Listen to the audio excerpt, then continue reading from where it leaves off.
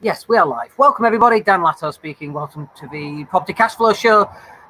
Speaking to you here from the villa in Spain, which is where we live now, which is a beautiful place, as you can see. A little bit windy, so apologies if there's a little bit of noise coming through the microphone. And I've got this brolly thing just up there. I'm a little bit worried it's going to bonk me on the head. But I think it should be fine. A little bit of a breeze, so it's waving all around. Just can't get the studio these days, can you? Anyway, so in this session, I want to talk to you about Airbnb. And is this the end of Airbnb? Like, oh, wow. That's a very clickbaity headline, isn't it? So Airbnb released this morning or yesterday, they're going to drop about 25% of their, you can't see my head, there you go. They're going to drop about 25% of their staff. 1,900 people are going to lose their job at Airbnb. So that's what, 8,000 people, more or less, 7,600 in total. They're going to lose 25%. And does that mean it's the end of short-term lets and serviced accommodation, or does it just mean that the market has shifted fundamentally? And I think the market's shifted fundamentally. I've not liked the serviced accommodation route for quite some time. And that's a little bit hypocritical as well, because I actually built part of my business based on serviced accommodation. And we used to call them serviced apartments in those days, or we used to call them short-term lets. And going back about 12 years ago, 10 years ago, if you were looking for serviced accommodation in Leeds and you typed short-term lets Leeds, serviced accommodation Leeds, Airbnb didn't exist in those days, but we used to literally own the front page of Google. We had multiple websites from, I can't remember the domain names, quite frankly, short-term city lets, and we had short-term lets in Manchester and Southampton and Sheffield and Huddersfield and York and Leeds. And actually we were doing an awful lot of money on short-term lets, and we were just kind of making it up as we went along. We had a lettings agency, and what happened was we would drive traffic to the website, and the website would get them to fill in their details, and then, you know, what the date is, what the need, whereabouts, and then we'd get on the phones, and then we go, okay, this is available, this price, this is available at that price, and so on.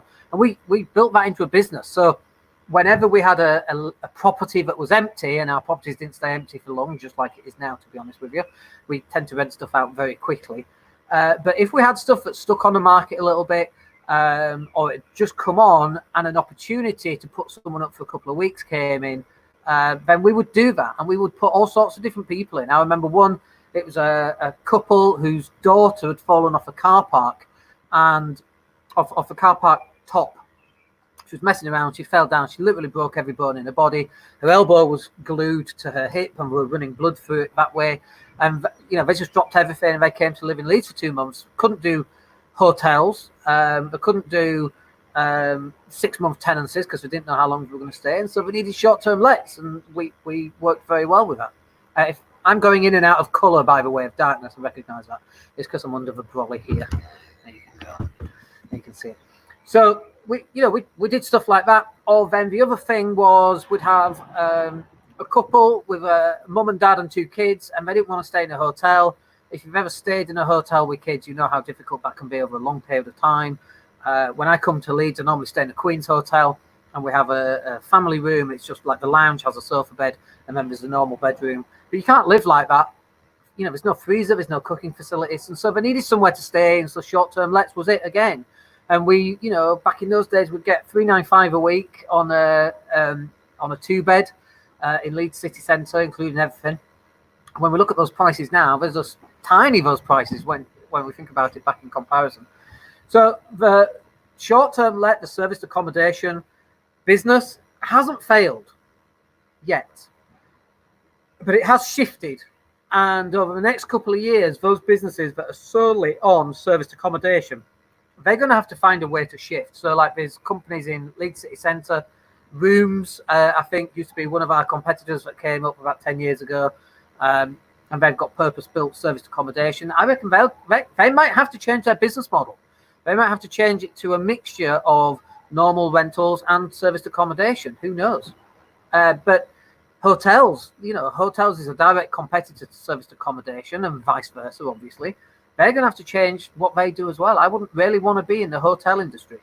The hotel industry will need to adapt to a conference industry. more than just hotels. It depends on where they are. But, let's take Benidorm as a great example. If you've got a Benidorm, how many hotels are there? There's millions of them. Okay, so they're going to have to compete. The only way you can compete on a hotel is by price, ultimately. And all the prices are going to come down. So for me, I just kind of feel Airbnb, they're going to have to adapt their business model, that's for sure. And, COVID has provided all of us with an opportunity to revise our business models. We've certainly been very busy looking at letting agents and so on. We've got another business going through, which is a £2 million business for a construction company. And so we're changing what we do too. And actually now is the time for us to start acquiring more assets while people are offloading them. And it's a good time for you to maybe consider doing that as well. I just had another conversation with a friend of mine who lives in Portugal. And he was talking about buying commercial to resi. And I was talking about that. And specifically right now, do you think there might be people who are going to struggle on their commercial units? Do you think that's going to have an effect on landlords getting paid? And do you think we're going to offload some of these properties? Yeah, absolutely. Let's just have a look. David Day said, of course it's not. Okay. I think that was in response to me saying, your next comment, by the way, sorry, I moved on. I didn't see comments. I think that was in response to me saying, is Airbnb going to go bust? And I don't think it will either. There's certainly a place for serviced accommodation. I just don't think it's in the same way that it has been. If I was creating Airbnb 10 years ago, I would have built it up and sold the damn thing. David Day's still watching. And I agree. I don't think it's the end of Airbnb, but they're going to have to adapt. And this is, I think, the key, not just for a company like Airbnb, but I think it's the key for all of us. We're all going to have to adapt. We, just from the way that we go shopping, that's going to adapt. One-way systems, and you're not allowed to pass people, and it's going to have to adapt. And your business is going to have to adapt as well. And we don't even know what that might be yet. We don't even know what industries are going to have to adapt completely. It could be, let me just move this and go for a walk, because apparently I'm getting a bit fed up of going dark all the time. So, where was I? So I'm going to walk around the pool now. If I fall in the pool, there's the pool, then you can laugh at me. It's actually nice and clean today. So we don't know how businesses are going to change. We don't know what they're going to do to adapt. And we don't know what the effect is on some businesses we've not even thought about. So take construction. Is the construction industry going to have to adapt and change? Certainly for the right now period, absolutely. Oh, there's a dragonfly there. We don't get many of those. It's quite nice, isn't it? So they're going to have to adapt. Like all businesses are going to have to adapt. And if you're not adapting in your business, that business is going to fail at some point. It's just the evolution of business. It's just, for other planets out there with aliens and they're 1,000 years ahead of us, let's just say, or chances are they're either 1,000,000 years ahead or 1,000,000 years behind. They've already gone through this, and it's just this adaptation from when you physically walk into a shop and look at clothes. New technology is going to come out. The technology that will start coming out is virtual changing rooms, where you stand in front of your mirror and the reflection is you wearing the clothing. And you think, people go, that's crazy. That's so far-fetched. So far-fetched. Look at where we are. We're sat here and we've not left the house in 50 days. How far-fetched is that?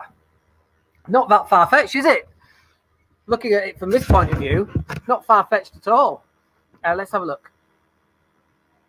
So David's just saying, do not forget the vaccine will be sooner rather than later, so things are back to normal again. Yes, I agree that a vaccine will hopefully be available. Bear in mind, it took them 30 years to get a HIV vaccine. 30 years. Just put that into context. I was reading about the vaccine a couple of days ago in one of the scientific journals, and they were like, it's not happening. It's not happening in 6 months. It might do, but no vaccine's ever been created in 6 months. But who knows what will happen. But even if a vaccine was created tomorrow, let's just pretend for 1 second a vaccine's created tomorrow. I don't want to go back to that old world. I don't want that old world where it's acceptable for homeless people to be on the streets, for the way that we just treat each other. I just don't think it's acceptable. I want the world to change. I'm hoping it's a big slap across the face for people to go, stop doing this. Let's be nice to one another. Let's sort this out. I was watching in Blackpool in the UK, and someone had filmed the water was actually clear. There was no two-headed fish walking around like you normally see, but it was clear water. And there's dolphins going back into Venice canals and fish and swans, and that's beautiful. The problem is, as soon as it's lifted, a vaccine comes back, we're going to end up straight where we are.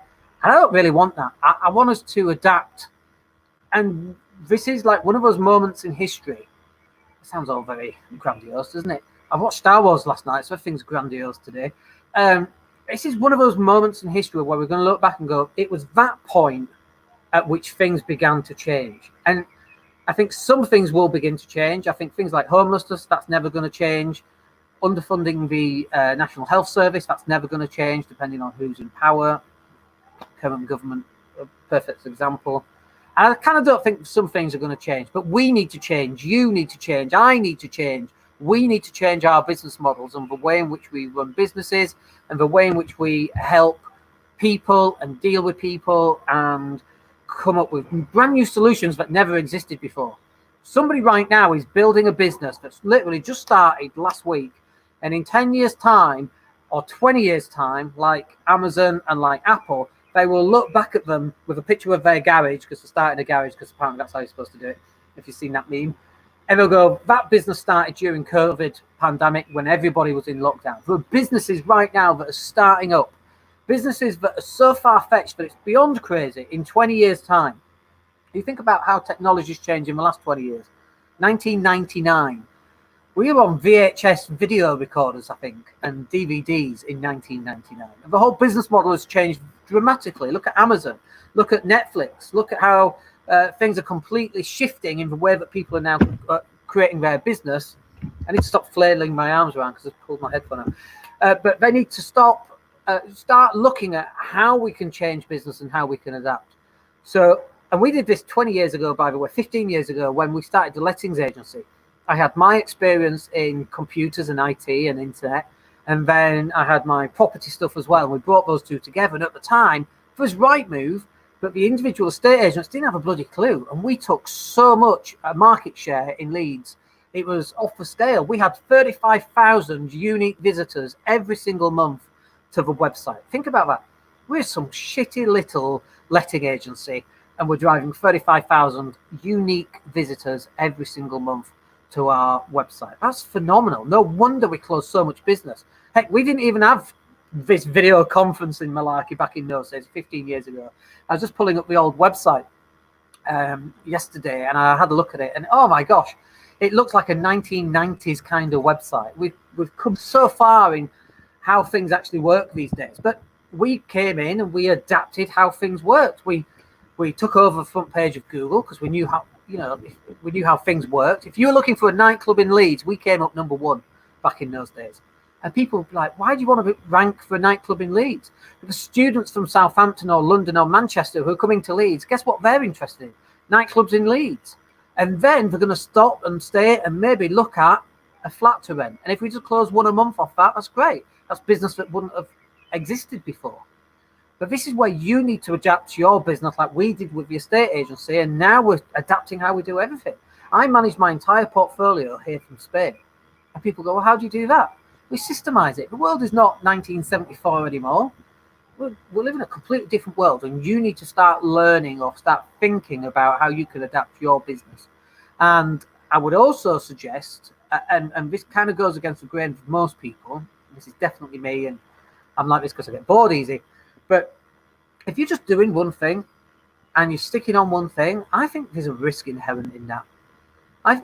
We're not in a world now where businesses last 50 years anymore.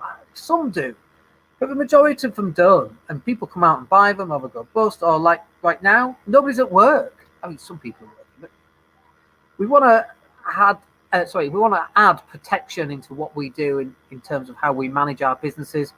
We want to have 2 to 3 months cash flow just in case. I can tell you, by the way, that the difference and the way I ran my lettings agency going back 10 years ago is completely different to the way I would run it now.